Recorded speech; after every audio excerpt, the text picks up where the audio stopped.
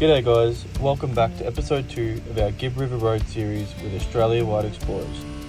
This week we continue our journey along the Gibb. We stay at Gibb River Crossing, Hann River Crossing, Mount Elizabeth Station, as well as Manning Gorge Campground. We also get to visit some of the many gorges that the Gibb has to offer. As usual, we encounter a couple more breakages along the way. We hope you enjoy.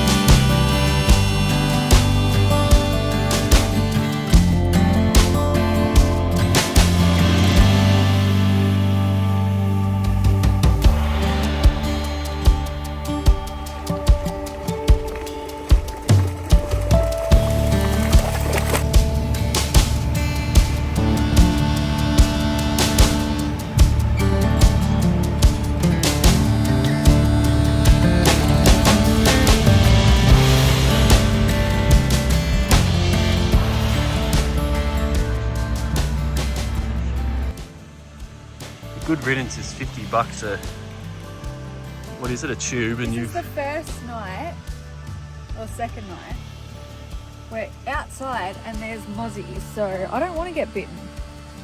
I'm covered in scars.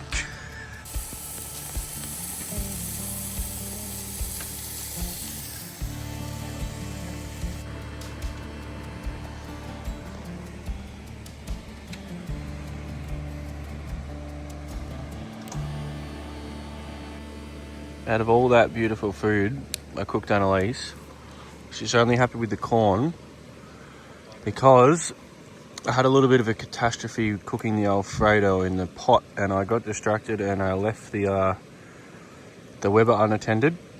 Show me the steak.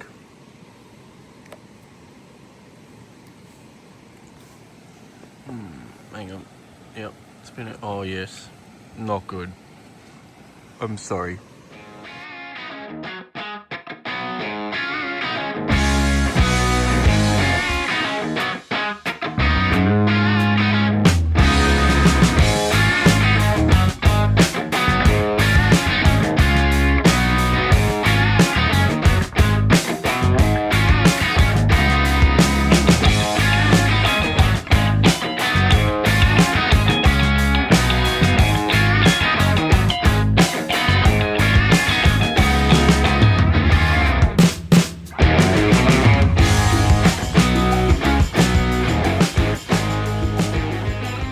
So we are currently at the Hann River Free Camp, and now we've seen that there is a, what's the word? Ritual, tradition to pop your name up on the tree here. We were in a different spot last night, but we did see on some other YouTube channels that everyone's doing this, so we got the prime spot, little swing. So Nick's currently making our plaque to put up.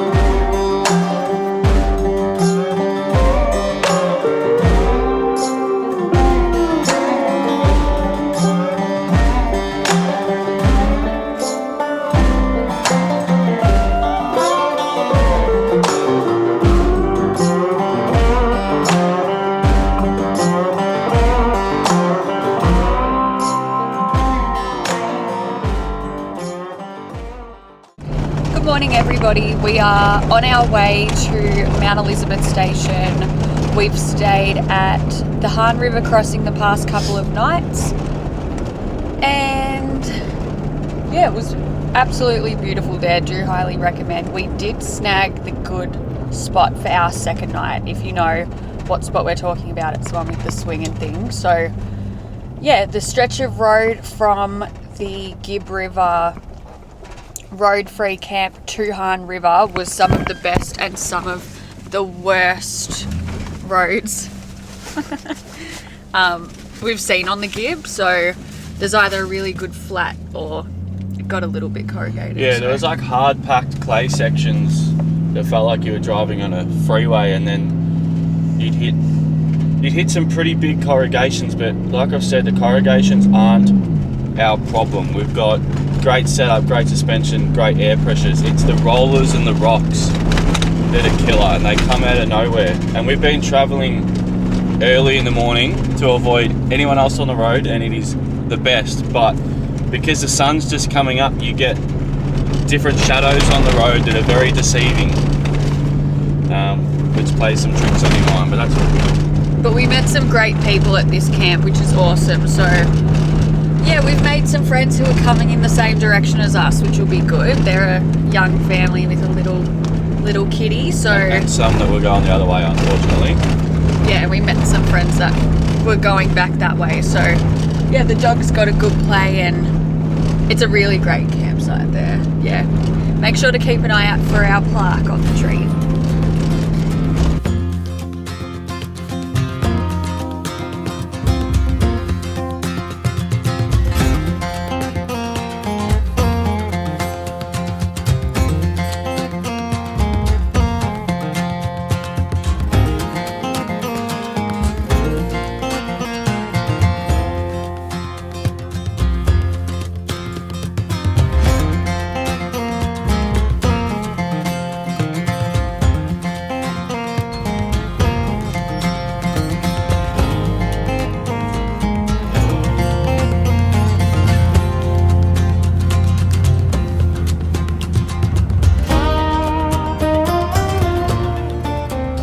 On a quick solo mish from Mount Elizabeth Station to Mount Barnett Roadhouse to go get fuel. We had enough to get to Mount Elizabeth and then get to Mount Barnett, but we didn't have enough to go do the full driving around Mount Elizabeth. So I've just done that. I think it was like $2.80 something a litre, plus I got some shapes and some rice from their little supermarket there, and it cost me $48. But we were running low on some snacks. So now I'm just heading back to Mount Elizabeth, and yeah, we'll go see one of the gorges today. But tell you what, it's an absolute treat being able to tow on this road with no caravan. It's like a highway. This is beautiful. I'm having heaps of fun.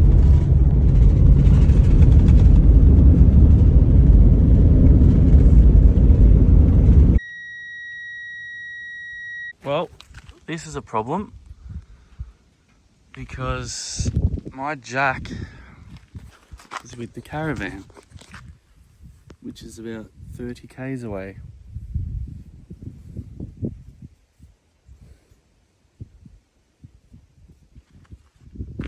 And I have no reception. How on earth did that happen?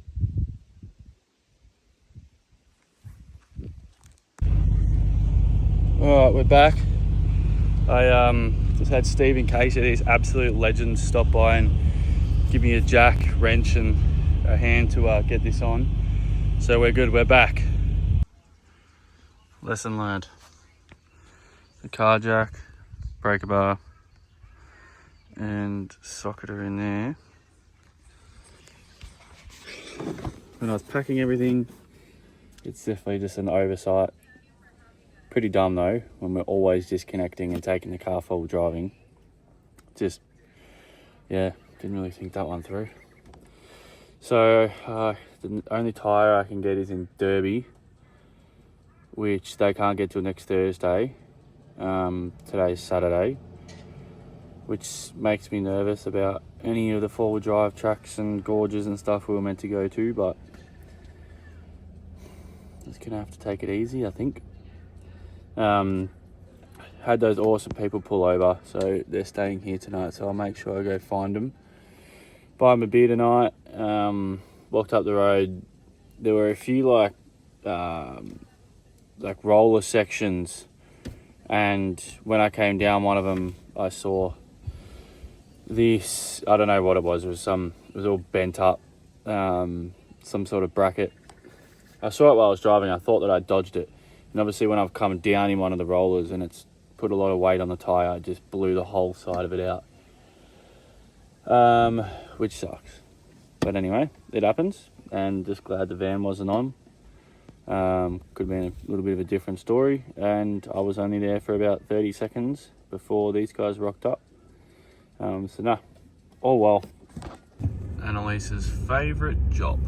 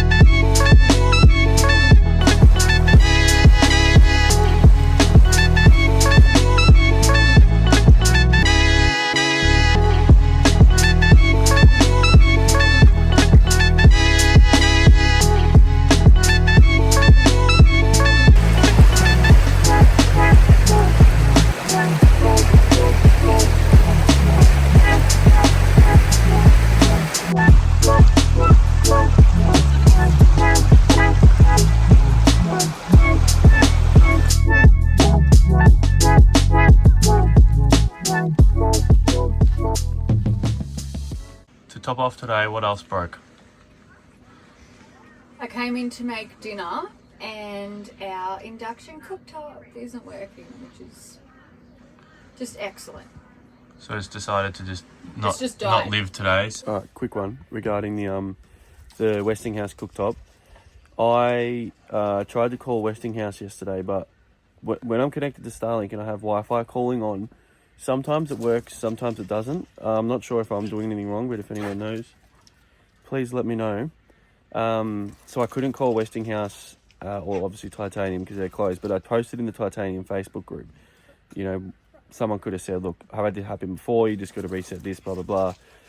The owner got back to me within like an hour and was like, I haven't had this happen very often, but shoot us an email and we'll send you one out on first thing Monday morning. So that's fixed. Well, the problem's solved. We'll just have to pick that up when we get to Broome or something, I guess. But kudos to Titanium, again, instantly ratifying an issue that isn't actually a Titanium issue. Like, you know, the first one was a Cruise Master thing as well as a chassis manufacturer. This is just a portable Westinghouse cooktop. So, good on them. I hope it's not a cost to them, though. Okay, currently walking to Wanamara Gorge. We didn't drive all the way down. We stopped at the first car park because we're with our friends, which is why I've got the important gear here. We went in their car because we're like, what's the point of taking two cars? Plus we don't have a spare anymore, so it's like, whatever. Didn't know what the track was going to be like. Walking down now, it's actually a pretty easy walk. Nice, it's actually really cool to be honest, be exploring through here. Forgot the drone though, so just got to put up with some iPhone videos for this one.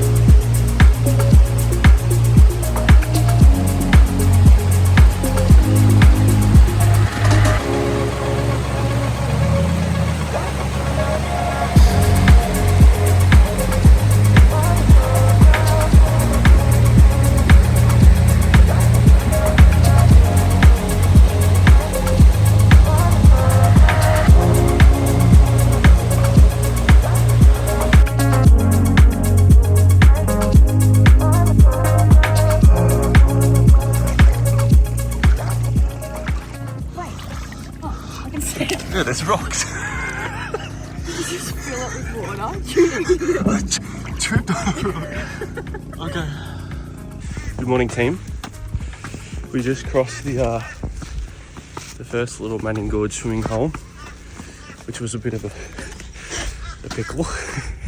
I just made a fool of myself in front of the whole tour group that was on the other side. We were rushing to get ahead of them.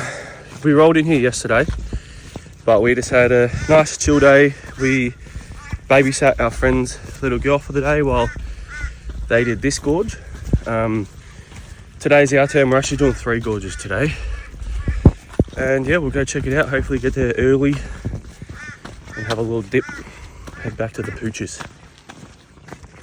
Elise has an excellent pace on her this morning. She's a little woman on a mission. Aren't you? The early bird gets a worm. Early worm gets birds. The early bird worm. Yeah, something like that.